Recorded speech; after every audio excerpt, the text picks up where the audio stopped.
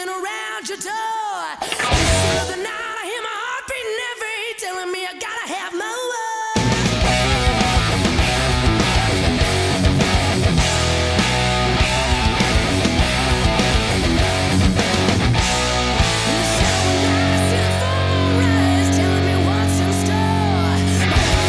Shaking my body, started aching, and I just can't take no more.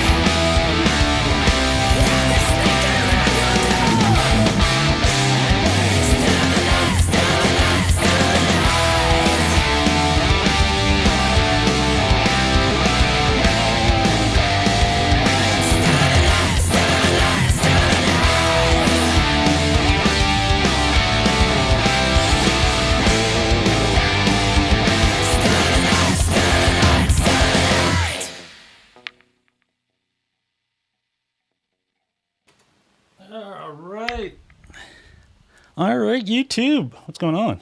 Hold on 1 second here. Let's get this thing figured out. Why am I doing this? All right, hold on. No, that's not what I want to do. Maybe I want to do that. There we go. All right, how's it going? We might have a copyright on those. It's safe to say that there will probably be some sort of copyright thing on there.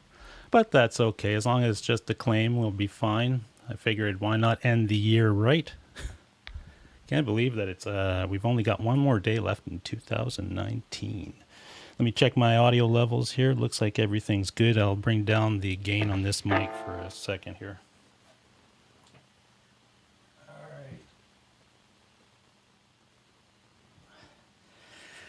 All right, that should be a little better. Let's see what we got going on. So yeah, it's been an interesting couple of weeks. As you can see, the search for the custom has ended. I was able to acquire this 2013 Black Beauty custom, and I'll give you the story on that in just a second. If I can get myself organized here and figure out how we're going to do this part. Let's see, where am I? Media 2. Give me a second, folks. It's been a week or so that I haven't even done this. I just got home on Saturday night, late Saturday night. We were supposed to come home sometime this week, but we had some weather coming in through the East Coast and stuff, and I didn't want to get stuck down there in bad weather or traveling in bad weather, so we decided to leave on Saturday. And we made it back Saturday evening. Everything went well. A few little stories about the trip back was interesting. I'll give you that update as well. But I hope everybody's doing well. We've got a New Year's party happening on Wednesday, so it's it's a busy time of year, and I can't believe we've concluded this decade already. It seemed to have flown by. See who's in the chat. We got Mitch Heyman. He said he wouldn't miss this one. There he is. Boy, how's you doing, Mitch? Hope you're doing well, and everything is well for you with the holidays and the family. Zach Thong's in here. How are you? Brad Egan was in here earlier, but I think he had to bolt. He said he's going to watch the replay, which is awesome. Upside Down's in here. How's it going, Upside Down? Ben Coombs, how are you? I'm glad to see you. I think Ben's having a show after me at 8 o'clock. He went for a marathon almost 5 hours last night, so I don't know how you do it. I don't think I could do 5 hours in a row. That's quite the stretch. But Ben's a trooper, and he knows how to do this stuff, so all the power to him. Joe Hervey, how's it going? See, Joe, I didn't play blues tonight. I played a little. It wasn't all out thrash metal or anything, but it was metal. Those songs, well, obviously you know Motley Crue. Still of the Night is a Whitesnake song, but this was a version done by Hailstorm. And if anybody knows that band, they are a pretty cool band. And that singer, Lizzie Hale, I believe is her name. And wow, she's probably the best singer that I've seen, female singer anyway, in a long time. She is amazing. If you ever have a chance to go on YouTube and do a search for Hailstorm and watch some of the footage that she does a bunch of stuff live, and it's insane, her voice, what kind of range she has and how good she is. But that was their version. They've put out a few cover albums, I guess, EPs they call it, just with 5 or 6 songs of it, and they cover some of their favorite bands, and that was one of them. And I really enjoyed that version, so I said, what the hell, let me try it. Let's see. Cyber Evil, how's it going? Cool opening, thank you. Mitch Heyman, I've seen Mitch there. There we go. Phil Mosley, how's it going? Phil's having a show at 9 o'clock. Probably, I imagine it's everybody's last show tonight. If you're having a show, it'd be the last show of 2019, unless you're doing something tomorrow night. But that's totally possible. CN 8800, that's John. How's it going, John? My buddy from New Brunswick. You should be getting some snow this weekend, or this weekend, the next couple of days. We got a major storm that went by in our area yesterday and today, but it was all rain, and we were fortunate that we didn't go. We were above the freezing mark temperature, so we didn't get all that freezing rain and everything that they were announcing. So I guess we escaped that one without too much craziness. Quentin James, how's it going? Let's see who else we've got in here. Brian S. Dudes and Dudettes, how's it going? Brian's having, well, Brian and Dave R have a live show that happens every Wednesday at 9 Eastern, live wires, and I think they're having a New Year's one that will have Guitar Hack and Chicken Guitars. Kalen will be in there on that night to do a show, so that'll be fun. That'll be something. If you're not doing anything New Year's night, that'll be Wednesday night. You know, check it out. Let me just getting down the chat here. Moving down quickly. Janice Lala, how's it going? She's doing her chores. Oh, there's Brad and Brad. Hi. Hope everyone had a great Christmas. Thanks. Hope you had a great Christmas as well, Brad. And I think I'm almost at Ivan Carter. What's going on, Ivan? Bobby Clipper. How's it going, Bobby? I think I've reached the end here. Jack the Rabbit, how's it going, buddy? Nice to see you. A lot of familiar faces in here. Obviously, we see each other in other chats and other shows, which is awesome. We've got a great community that seems to support each other very well, which is, you know, I greatly appreciate the support, and it's nice to see everybody. Brad, you're back home. I wasn't expecting you.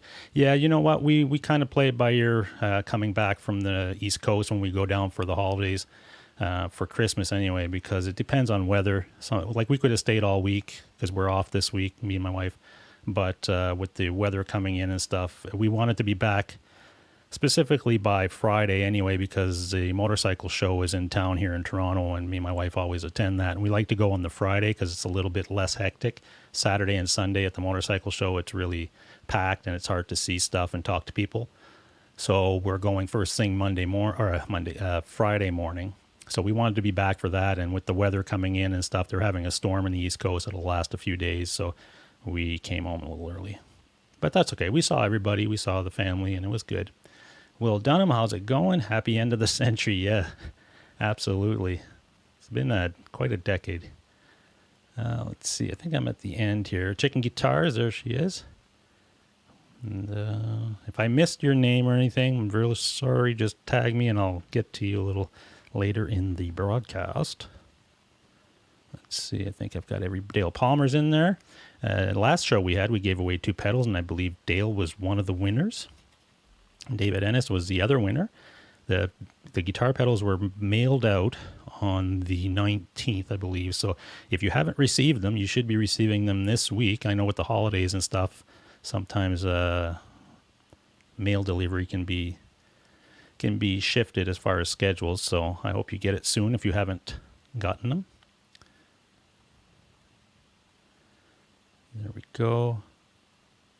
I'm just making sure I didn't miss anybody. Okay, cool. I'm just going to make my way down. Terry Himes is in here, I think. Juana 31's in here. Let's see.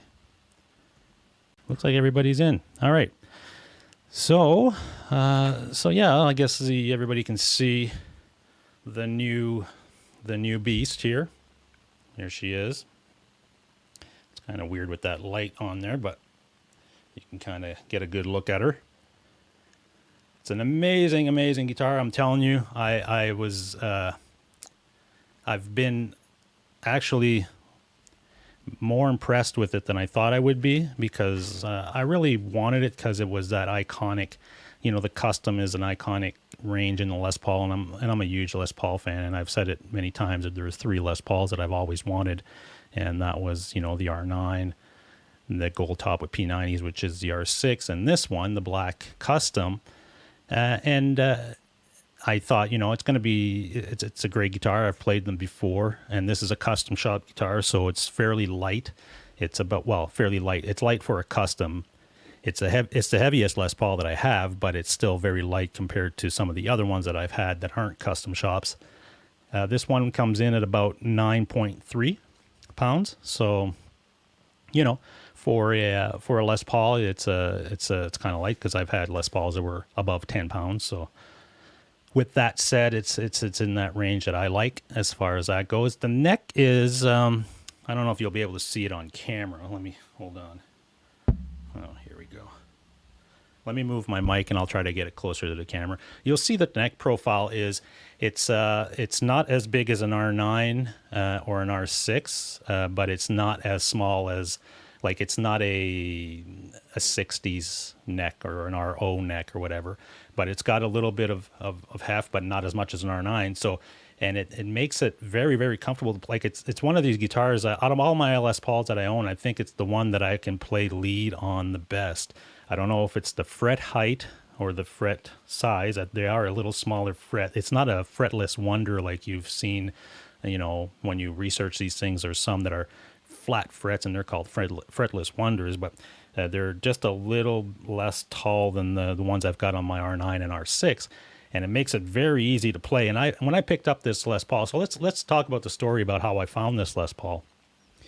Last show I showed you a screenshot of Reverb, and the guy had this listed, and I've looked at many of them in the last couple of months, trying to find that right one that would fit the price, fit the condition was going to be good, and it was what I was looking for.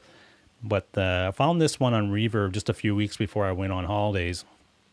And I contacted the guy, and the guy was in Montreal. And seeing that I was going to New Brunswick anyway, I was passing through Montreal, I figured that might be an opportunity to maybe meet up with the guy and see if this would be a possible, candidate for the Les Paul Custom that I was looking for. And, thank you, Phil Mosley. I see you guys saying congratulations on the Black Beauty. And so anyway, I contacted the guy, through email and stuff, and asked him if he would be willing to come down on his price, because he was asking a fair price for like what these go for and what I've seen them. They always range from anywhere from, you could go up to 5,000 down to, that 3,800. We're always around that range. And I told him, well, since I'd be picking it up, you wouldn't have to ship it. Wouldn't have to go through Reverb or anything like that. I thought, it'd bring down the price a little bit. And he actually did. He was asking $4,600 for this. And he actually brought it down quite a bit if I was going to pick it up. And it was before Christmas and he needed the money. This was a collector, actually, and he was selling off some of his collection. I don't know why. I guess he needed money, or he was wanting to get something else in his collection. So I guess I got him at the right time. So I made him an offer, about $1,000 less than what he was asking. I said, this is what I'm willing to give you cash money, on this date when I travel through Montreal, and I'll pick it up right at, you won't have to ship it or anything. So he accepted it. So I met up with the guy on that Saturday. We left on a Saturday. It was the 21st, I believe, and on the way to New Brunswick. And I met up with him in Montreal.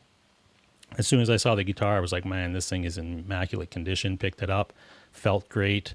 The one thing with it, though, when I picked it up, the guy had really thick, strings. I think he had 13s on it or something. It was insanely big, and it was hard to bend, obviously, because they're a bigger gauge string and everything. But anyway, I knew that was just a string gauge thing, and I was going to change that anyway. So we made the deal, and I took it with me. And when I got to New Brunswick, I took it out of the case and started, examining it more and playing. And again, I didn't have the strings to put on it, so I was playing it with those 13 gauge for the first couple of days of having it. And that was quite challenging, but it still sounded great. The neck felt great and everything. So I went out and bought a set of 10 to 46 gauge, and YXLs are the strings that I like. And put those on it. As soon as I put those on, it was like night and day difference. It was insanely good, played effortlessly. It was like really easy to play, and it sounded great. This guitar is really like for rock and stuff, as you heard in the intro. It's it's got that rock tone. These pickups are 490 and 498, I believe, are the pickups that are in here.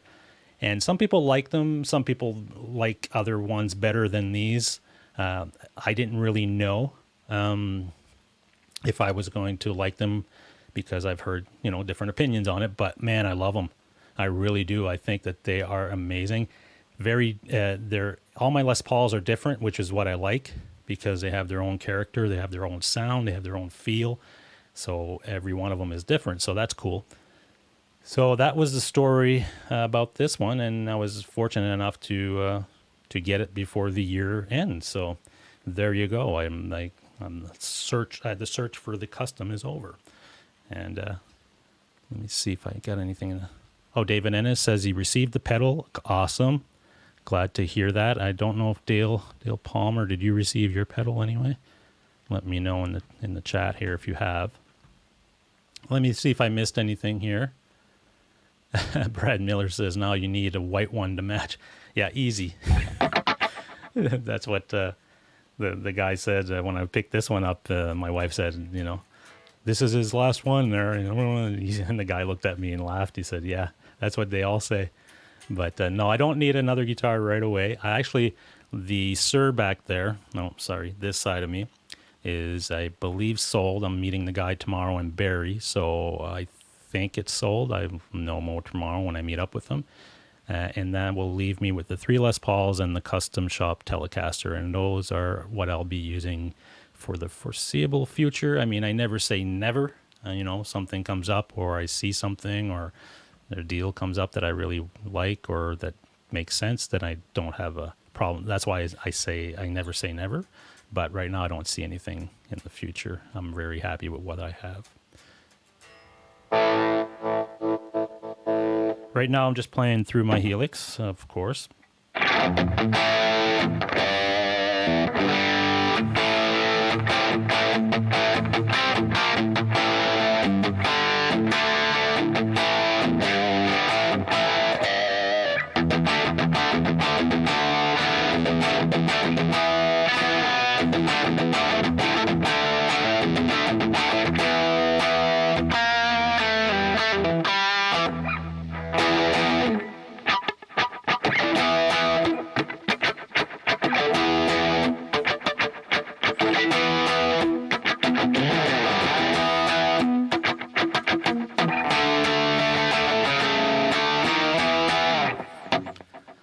So yeah, it plays awesome. I'm really, really happy with it.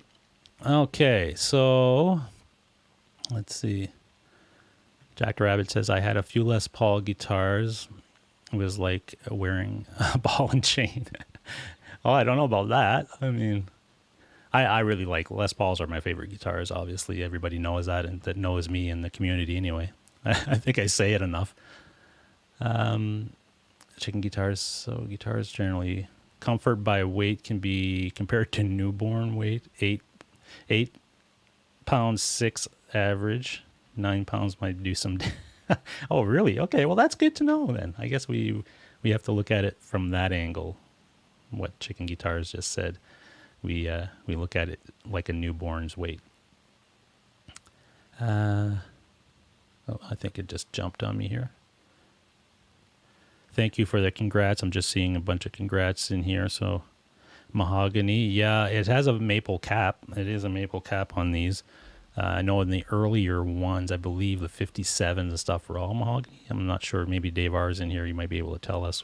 But I know there was some that were completely mahogany, which would have probably been heavier, I think, but not sure.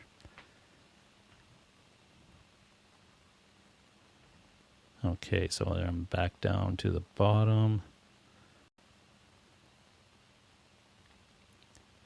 Did the box? No, I didn't see it yet, Brian Stewart, but I just got back on Saturday, and my neighbors were the ones that were picking up the mail for me during the week, and we haven't gone to pick up what they have. So they might have it there at their house, so we're going to go and see them tomorrow and get our mail and all that stuff. So it might be there. So, oh, cool. Dale Palmer did get his pedal. Awesome. So everybody's got their prizes and their pedals, and that's awesome. We might be doing a giveaway tonight if I have time. I have something that I might want to do a giveaway on. So stay tuned if you're able to. Hang in there. We'll see how much time we have here in the next 30 minutes or so. And we might have a quick giveaway. It's not a pedal and it's not a guitar, so don't go jumping off the bridge or anything yet. But it's pretty cool anyway. So Hack might have a PRS or a Jackson. Yeah, I saw that. Hack put out a video today with he's got his PRS. So here's my opinion on that. I would probably keep the PRS and bring back the Jackson, just because, I think the PRS is probably the better deal, and build-wise, and I don't know Jackson's that well, but I'm not a huge Floyd guy, and I know that maintenance on a Floyd and stuff is very different than what he would be doing on his PRS, so that's just me. I would say I would rather have a other than even the PRS, or knowing that you're a Gibson guy and that you like that traditional type of guitar, I would just buy another Gibson. I'm sorry. You can get a Junior now, some sales and stuff for like $699, $700, around that, even if you can find a used one and stuff. And they're really great guitars. And so if you're looking for a guitar that can do everything, those things are amazing. But the PRS is awesome. It's beautiful. It's a beautiful guitar. But I guess he has to get rid of one, so we'll see. We'll see which ones. I'm sure he's going to keep the PRS. I'm pretty sure about that. Brian says, let's see. Clive Live 54, how are you? I didn't say hi earlier. Nice to see you. Clive Live says, put it through a 412, shift some air. Yeah, that would be nice. Okay, Ben Coombe says, the original ones didn't have the maple cap. Yeah, that's what I figured as well. I figured that was what the case was on the original ones. So what else? Okay, so yeah, the trip back from New Brunswick was interesting to say the least. Everything was going pretty good as far as, you know, traveling, and it's a 12-hour trip and so forth. But when we got into Ontario, some weird thing happened. I reached to the back of the truck, like my wife was driving and I was, you know, passenger. I drove past Montreal, and then when we got into Ontario, she took over to, you know, drive a few hours or whatever. So in the back of like I have a crew cab, and I have a lot of stuff in the back part that we can just reach in and grab. So if we have, you know, I had some, whatever it was, some food of some sort, and I reached over in the bag to grab it, and I just wasn't looking, and I just kind of grabbed something back there. But I have an iWatch, and I'm not wearing it right now, but I wear it, you know, quite often. And I must have hit something, or I squeezed it against something, and I think that triggers an SOS call. So all of a sudden, I'm reaching back there, and my watch starts vibrating, and my phone starts doing this siren noise, and I'm thinking, what the hell? Is there like a cop behind us or something on the road? What's going on? I couldn't figure it out. And then I looked at my wrist was shaking, you know, because it was vibrating, telling me there was something going on, right? And I looked and it said SOS call in progress. So it was calling 911.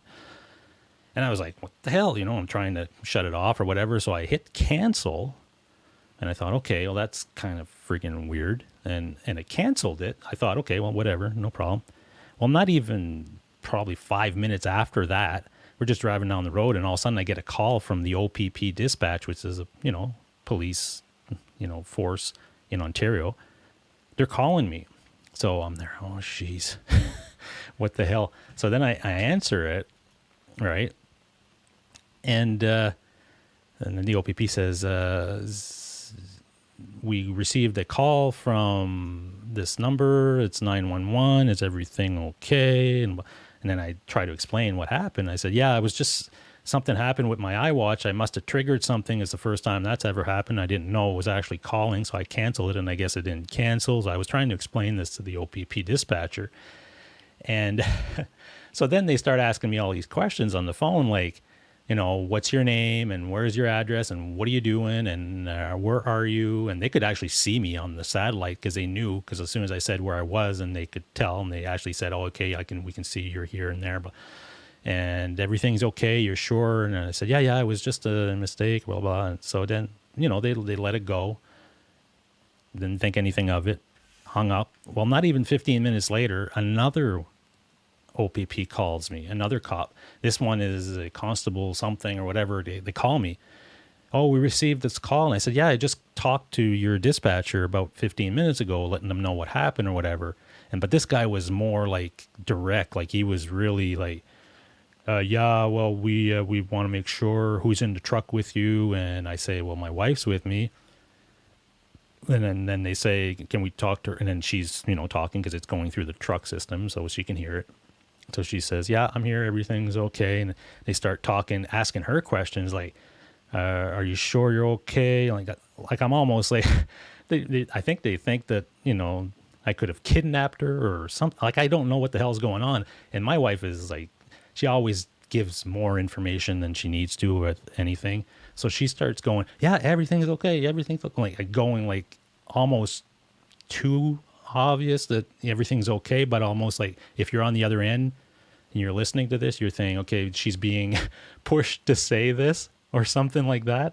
And I'm like, Jesus Christ, what are we gonna do about it? And then they say, can you go to this dispatch or something? Because they knew where I was on the road and they wanted me to go there. And I'm like, Jesus Christ, I'm not doing that. I would have been, I would have had to go out of my way to go to this, office or whatever to check in, probably be processed and make sure everything was. I'd be another couple of hours, and we were already 8 hours on the road at this point. We just want to get home and don't want to deal with this stuff. So I just said, well, we don't know where that is, and we're just on the road, and blah blah blah. And he kept pushing, and finally he said, okay, well, yeah, everything's okay. And I said, yeah, everything's okay. And my wife said the same thing, and she, yeah, everything's okay. And she kept saying it, and then I just.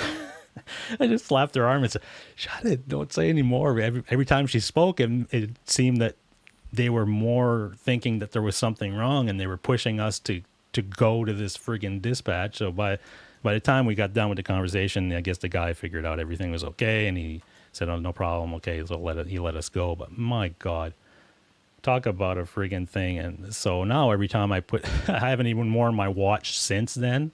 I took it off when I got home and I put it on the charger, and I haven't put it back because I don't know how the hell it got triggered. I don't know. Like, if you guys have iWatches and stuff and you know how that works, that part, is it like, do you just squeeze at a certain point, or I don't have a clue how that happened. So I don't know. Anyway, that was a weird friggin' thing. And I'm glad I didn't, because you can imagine when you go to these offices and they have to process your information, you have to get to sit there and wait. And we were tired and we just wanted to get home. So it was not good. But anyway, yeah, he's holding me at Les Paul Point, officer. It could have been anything. I didn't know. I was like, my God, Jesus, just let me get home, for Christ's sakes. But anyway, there's a story for you, I guess. Yeah, Gibson robbed me. Yeah, I've just got a new Gibson and I'm trying to get home with it. So leave me alone. Note to self, don't get an iWatch. I mean, it's a great feature. Don't get me wrong. I mean, if you're in an accident or something and you hit that, I never looked on how to trigger it. There's probably like a button, or maybe you just squeeze your watch hard enough or something and it triggers it. I mean, that's a great feature if you need it, but if you just trigger it by mistake, get ready, because you're going to get a call back from, dispatch. And then if they don't believe you, somebody else is going to call you like they did for me. And then you're going to go through the whole rigmarole. Like, what's your address? What's this? What do you do for a living? Blah. It was insane. I'm like, Jesus, it was just a mistake. There's no problem. But I guess I have to be grateful that they did call, because if there was a problem, it's good that it works. But my God, I wasn't in the mood for that at that point. Let me see. Did I miss anything? By arm, you meant her head. Quentin James. No, I didn't hit her or anything. I just kind of, tapped her so that she looked at me. So I just said, don't say any more, really, because she was just, she was trying to tell him everything was okay, but she was being overly enthusiastic about it, which kind of made it sound like she was being held at gunpoint or something. Mitch Heyman, I got my wife an iPad for Christmas, our first Apple product ever. Should I take it back? No, I think you're safe, Mitch Heyman. An iPad, you're fine. But if you do have a watch, just, I guess, check on how you trigger that SOS feature or that 911 feature, and make sure you don't do it by mistake, because it's just a pain in the ass. All right. So, and then what do we have going on? I released a video last Friday, which was kind of a year-end video. So it gives a little bit of a year-end thing about what I'm doing this in the coming year and what we've done this past year and stuff. So if you haven't had a chance to see that, you can do that. My next video will probably not be until later next week when I do a full review of this, the Les Paul Custom. I'll be doing a full review on that. Some example playing tones and stuff, like, a little bit more detail than what we've talked about tonight regarding that guitar. So I'm planning to release that either next Tuesday or Wednesday. So look for that. And coming up very soon, we've got NAMM. NAMM is coming up very soon. So I've got some news regarding that. But why don't we have a look at it? I don't have many news items tonight. I know we look at a little bit of news. So there's actually only one news item that I thought was really kind of interesting. So let's look at that. If I can do that.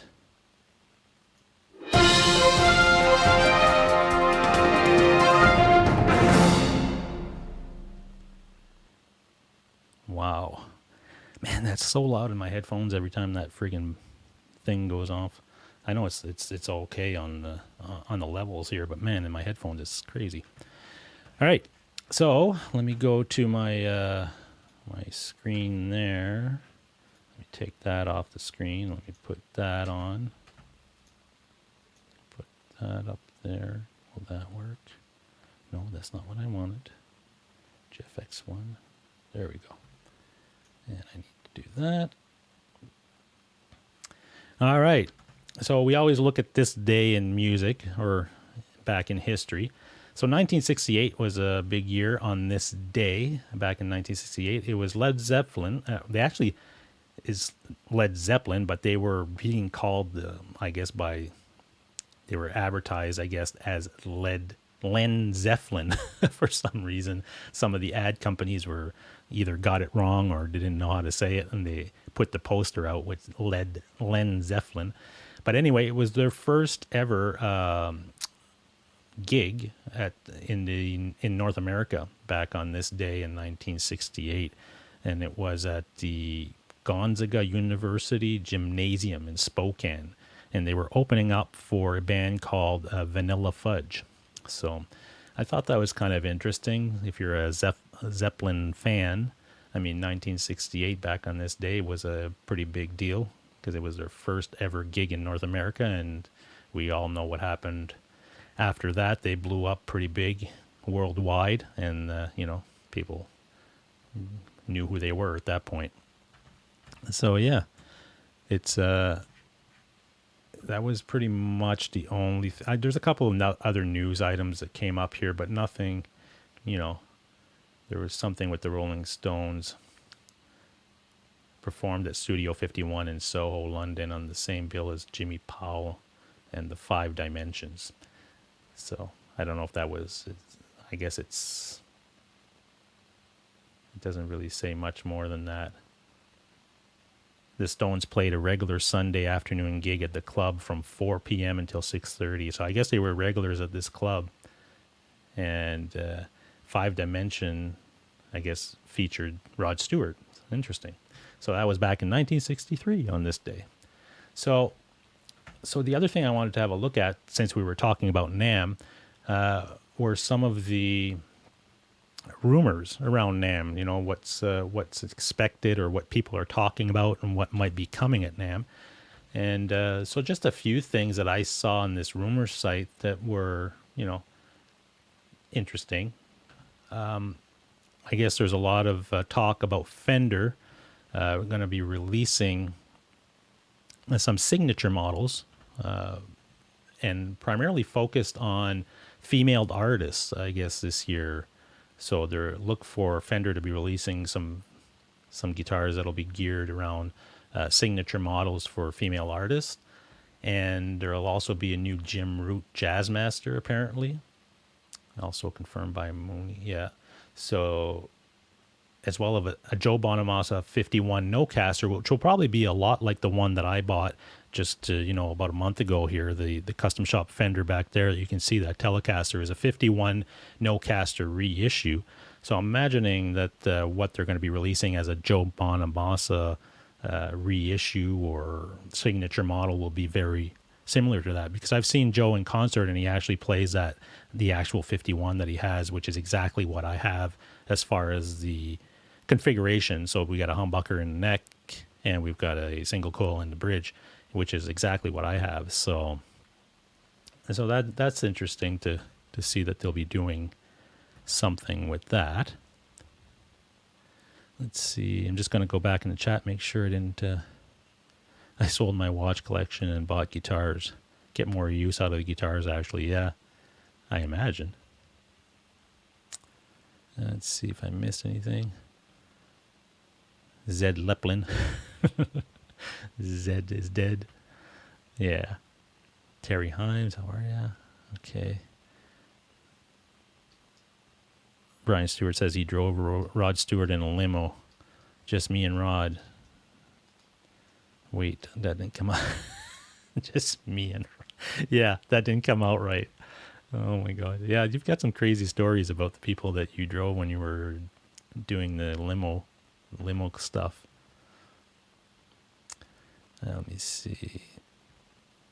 Great, yet another Strat. Yeah, I mean, well, they just released their Ultra series, right? So I think that that's going to be kind of their series that they're going to be showing a lot at NAMM. Again, with some of these signature guitars and some of these custom shop stuff that they're probably going to release.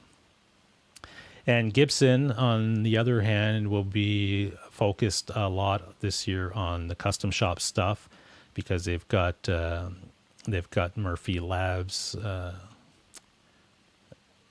What's his name? Murphy, that does all the aging of the guitars and stuff. They've got a whole lab dedicated to him where he's back and he's doing a lot of cool stuff there. But they're expecting to put out a couple of signature models, and one of them is a Tony Iommi that is rumored to be debuting a new signature model. So that'll be interesting. It'll be a custom shop Tony Iommi, I guess SG, I'm imagining, because that's what he plays. So that's what Gibson seems to be having on tap. Epiphone, I think we've seen a couple of weeks ago that Tommy Thayer has landed himself a new signature Les Paul. I saw some pictures of it. It's that bluish type of Les Paul. So that's what Epiphone is doing. PRS, I guess they actually revealed a bunch of new gear a few weeks ago. 6 new SC guitars and Mark Holcomb and Dusty Waring signature models. So that's what we're looking to see from PRS. Nothing crazy new that hasn't been announced. But you never know. You go to these shows and they keep some stuff for launch or for announcements at that show. But it's, when you released a bunch of new stuff just before, a few weeks before the show, it's, everybody thinks that there might not be anything else from them. So, but we'll have to wait and see. I'm just looking down the list here. It says that Boss will have some stuff to announce as well. They've already announced some the DD8 digital delays and some Waza Air stuff, the headphones. That's the headphones. I really want to check those out, but nobody has them in stock. Everywhere that did get them in stock is all sold out, and they're just waiting for some new orders to come in. But apparently it's a really, really cool product from what I've seen. And I'd like to get a set, actually, because when you travel, you can just bring that with you and a guitar, and you just put the headphones on, and it's a wireless thing, and you can play backing tracks through it, and sounds really cool and really full. So it's a nice practicing and jamming type of thing if you just want to play quietly somewhere in a hotel room or whatever, or even at home at night or something. So I'm looking forward to checking those out. They are a little pricey, I think, but I guess you can see if you can get different prices at different vendors, but they're probably about $300, I'd imagine, average prices. But if they do everything that, it's the same thing as having a Katana with all the effects built in, and you control everything with your phone, and the spatial type of thing where it looks like your amp is in front of you or it sounds like it's in back of you, and when you move your head it actually feels like that. If it's that good, and what I've heard from reviews that it is, that's a pretty enticing little product that I'd like to see. So, and ESP's got some stuff, and I don't know if you guys watched the Tone King live show that he had on Friday where he gave away a ESP guitar, but he had one of the guys, I don't know if it's CEO or product manager or something from ESP on his show, and they were talking about all the new models and stuff. So I think those are all already out there, announced, and you can see them on the ESP websites. So nothing is predicted to be announced at NAMM that we haven't seen yet. So be something to check out. I don't see anything. There's a bunch of other little things, but plug-in companies and so forth. So nothing that really jumps out and says, "Oh, I can't wait to see that." But it's, again, NAMM, anything can happen, and people kind of keep it under wraps until that show is launched, and then they can show some gear and stuff. All right, let me go back to my screen here, and let me pull. Where am I? next one. There we go. Okay. Let me see. Cool. Let me go back to the chat real quick.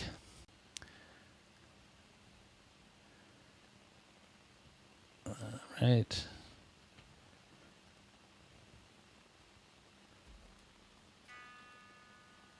If you got any questions, post them in there. DR Guitars, how's it going? You're finally home? Yes. Well, here, I guess you didn't get a chance to see the new guitar. You already got one of these, so it's nothing that you haven't seen. But I love it. I actually, I've been playing it nonstop since I've got it, and then even getting home, I haven't even picked up the R9 or the R6 or any other guitar other than this one. I don't know if it's just that honeymoon period. I guess when you get a new guitar, you really, but I'm really, really bonding with this one. It feels really good. It sounds great. It's a real rock machine. And I'm really glad I found one that, that's in this great a condition. I mean, there's hardly any scratch. There's like no scratches or anything on it. This is a 2013 model too. And on the back, nothing really stands out as far as a few little scuff marks, nothing major. And you've got the Gibson Custom Shop little cover there, which is cool. And the neck, there's nothing on there. It is, for the condition, I can't see anything flaw-wise on it. That it's insanely how good condition it is for 2013. And the guy who bought it is a collector, so he played it, but he didn't play it often. He's got quite a bit of other guitars in his collection, so maybe this one didn't get all that much use. And when he did use it, I mean, he takes care of his stuff, obviously. So that's the type of stuff when you're looking for a guitar of this quality. If you're not looking for a relic thing or whatever, it's depending on how it was taken care of and stuff. So is that the gold tag on the switch cavity? Yeah, it's a Gibson Custom Shop. It's hard to see on here, I guess, with the light, but it's a Gibson Custom Shop medallion, they call it, or whatever. Hey, James Severn, how are you? That's awesome. Yeah, so if you're just tuning in, you can watch the replay for the beginning. That's when I, jam with the guitar, and you can hear it. Played 2 songs tonight. We played a Motley Crue song and a Whitesnake song that was done by a band called Hailstorm, and I just covered that. So thank you, everybody. You're saying this is a beauty. So kind of T-top sounds, but they're not the same.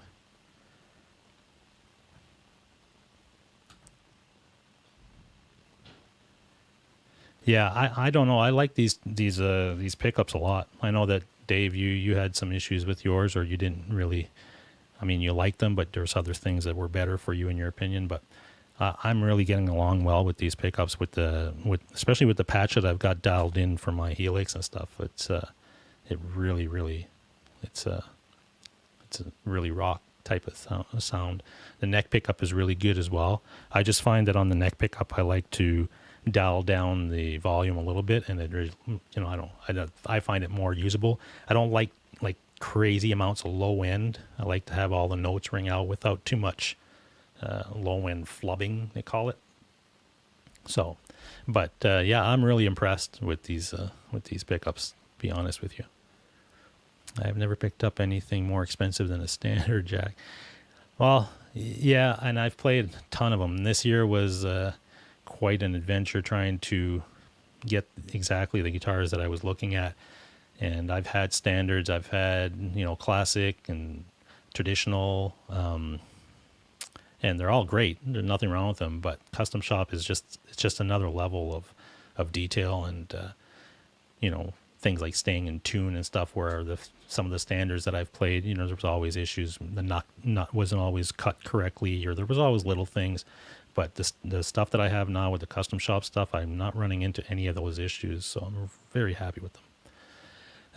Mitch says, I know you're an Adobe Premiere I'm not an Adobe Premiere expert. I use Final Cut. I use Mac, and I use Final Cut. so I can't be of much help to you when it comes to Adobe Premiere. I know the program a little bit because I work in the industry and I have to know many programs, but I don't work with that program at all on a regular basis. I just use Final Cut for the most part, so I can't really help you with that part. Hey man, wishing you the best in coming years. Hey, no problem, Jason Wade. I'm glad that you were able to jump in, and I hope you have a great new year and a great 2020, brother. Keep up the great work. I like watching your videos, and you're a great asset to the community, so that's awesome. Thank you, James. Not a fan of the 498T. The 490R I like. Oh, okay. Gotcha. Bobby Lopez, what's going on? Let's see what else we've got here. Jason Wade says, those are the same pickups that B.B. King made his career with, bro. They are fine if you like them. Yeah, I like them a lot, actually. I really do.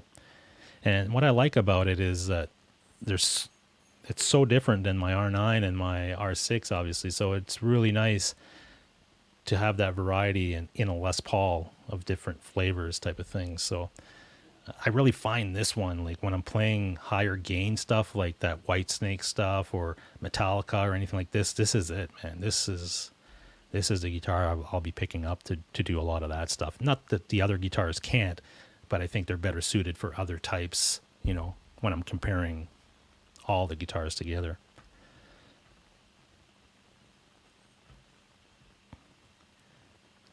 Jack Rabbit says, I would love for someone to hand me a bunch of variously priced Les Pauls and let me pick my favorite blindfolded. Yeah, and that can be anything. That doesn't have to be a custom shop, and you might be blindfolded and you could pick up anything out of the range. It really, with Les Pauls, and I try them all. I never ordered a Les Paul online and just got it. I have to have it in my hand before I pull the trigger on it. And you get some that are really good, no matter what the price range is, and you get some that are, so-so as far as, that's why that I, especially with Les Pauls, I find that I have to go and play them. And I, maybe down the road, if there's something I'm really looking for and I find it, and the only way I can pull the trigger on it and get it is through ordering it online, take a chance. But I don't see that happening, because I truly like to go to the location where the guitar is, put it in my hands, play it, and then I really know at that point whether or not it's going to be a fit or not. James Severin says, I'm going to watch a replay. Awesome, James. And the other thing that happened for NAMM, which is really exciting for me, I was invited to the Gibson event, which, as some of you know and follow me, I'm a huge Gibson guy. And when I went to Summer NAMM, I was fortunate enough to go to the Gibson Custom Shop Factory Tour, and I went to the VIP event that they were having at a local club or bar in Nashville, and it was awesome. Well, they're doing the same type of thing in Anaheim for NAMM, for Winter NAMM. They're having it on Thursday evening, and I got the invite from great guy Al John Go. A lot of you guys in the community know him, and he's the Epiphone rep. So he's always been very nice to me, and I met him at Summer NAMM, and he was the one that got us the invites to that VIP tour and to the event. And since then, I've been, keeping back and forth. We've been talking through Facebook and emails and stuff, and he's looking at my stuff. And so he did extend that invite to me, knowing that I was going to NAMM. So I'll be going to that Gibson event, which is awesome. I just can't wait for that. That's going to be truly the last one I went to back in Nashville was just so good. So I don't know who's performing or anything like that. They always have a bunch of performers happening at that event, and they'll be showing some Les Pauls, obviously, and their gear. So that's happening at some club. I guess it's one of the big clubs down in that area, and it's happening on Thursday night. So I'll try to, once I'm there, hopefully I'll be able to take some footage. I don't know if I'll be able to live stream or anything from the club unless I've got Wi-Fi, access at the club at the event. Then I'll be able to maybe do a quick live stream from there. But if not, then I'll definitely take a little bit of footage from the event, and whatever happens, I'll try to capture it and take some photos and stuff. So that's going to be really cool. I can't wait for that. And he also gave me, like, I've already got my pass and everything that has my work credentials, like from the college that I work for. That's how I got. That's why I'm going to NAMM, because I'm going for work and all the audio seminars and stuff like that. But Al John actually extended a pass to me as well to have, my YouTube name on it, and it has, guest of Epiphone and Gibson. So that's kind of cool. I'd rather walk around with that badge than, my college kind of credentials there. I just think it's, when you're walking around in boots and stuff, they don't just obviously think that you're just there as a buyer. You're there as a guest of another vendor. So, and then it also gives me access to the Gibson booth and some of the stuff earlier than when the thing opens and stuff. So I'm able to get into the exhibit hall a little earlier. So I was so happy to see that. And it was so nice of Al John to extend that invitation and to get me that pass. So I'm excited for that. So I'll be trying to do as much coverage as I can of these events. Obviously, I'll be doing some coverage at NAMM, just walking around, trying to get some interviews and capture some products. If there's any products that you're interested in, you can send me a quick email or a message through Facebook or even through the comments of this live stream. I check my comments all the time when I get them. And if you put a product on, hey, can you check this out when you're at NAMM or something? And if I have a chance or whatever, I'll definitely do my best to check it out and give you a report of, what I thought about it. So there you go. Yeah, authentic guest. I just need my my Gibson leather jacket, and then off I go, right? But I had a buyer badge, and people. That's the thing. If I go with my college credentials, they put me as a buyer. Right. And that's what I found, that when I went to Summer NAMM, that's what it said. And that's exactly right, Quentin. People see you with that badge and they're always, trying to sell you, right? Because they want to sell their products, obviously. So I'm glad that I'll have the other badge on as a Gibson Epiphone guest. I'm interested in at NAMM everything. Well, Brian, I'll try to give you as much as I can as far as coverage. The other event that I'll be going to, I believe it's happening on Friday night, and that's a Line 6 event. So that'll be cool, just to meet some of the Line 6 folks and to talk to some of that community and see if they might be releasing something new at NAMM. Nobody knows. It could be anything. That'd be cool if they had a new Helix or something like that. I have no idea. But, I'll be able to talk to those folks and maybe make some connections there. So that's another event that's happening. I think it's happening on the Friday. Saturday night, right now, it looks like there's no industry event that I'm going to, but I am planning to go to the Supercross race, which has nothing to do with music or gear, but it's something I'm totally passionate about, is motocross racing. And that race is happening at Anaheim, which is just down the street from the hotel that I'm staying at, as far as the place, the stadium that race is taking place on. That's happening on Saturday, so I'm really excited about going to see that. But if there is something industry-wise happening on Saturday and I do get an opportunity to go there, I might have to do that. But those are the things that I'm looking forward to, and I've got some schedules lined up for those things. So it looks like we're at 8:03. We've got through episode. What episode are we in? Let me double check here. 43 episodes, and this is the last one for 2019. It's been a crazy year. I'm glad that I was able to finish off the year with, finding that last Les Paul out of the collection that I was really, really looking for, that I was on the hunt for many months, and it happened. And, with a little bit of work and luck and all that other stuff, you can make anything happen if you're really up for it. So, yeah, I wish everybody a happy new year. Be safe if you're doing anything tomorrow night as far as parties and stuff. Don't drink and drive. It's dangerous, and if you get caught, you're in a world of trouble. If you do have an iWatch, be careful if you trigger the 911 call, because, man, it's quite the experience. I'm kind of nervous to even wear my watch now, because I don't know how the hell I triggered it, and I don't want it to happen again. But anyway, I'll get over it. And I will be releasing like a video of this guitar, a full review and some coverage on it, full, maybe like a 8 or 10 minute video just on this guitar. I'll be recording it this week and I'll try to release it early next week. So probably next Tuesday or Wednesday. Next Monday night, we do have a Monday Night Ramble. It will be the first show of 2020. And we'll get some stuff sorted out for that show. Other than that, folks, I just hope everybody has a great New Year's 2020, and I hope you had a great 2019. And if it wasn't so great, well, hey, it's over. We can focus on the new year, and that's always a good thing. I want to really thank everybody for jumping in here and supporting the channel and supporting me and coming over and, hanging out with me on Monday nights for the most part and talking about, gear and guitars and stuff that we all have in common, which is really awesome that we have that community and that platform to do that with, because, my wife only can listen to me talk about guitars for so long, and then it's, she tones out. So thank you for being that other person that I can go to and actually geek out on this stuff, which is awesome. So, again, I'm going to see you guys on other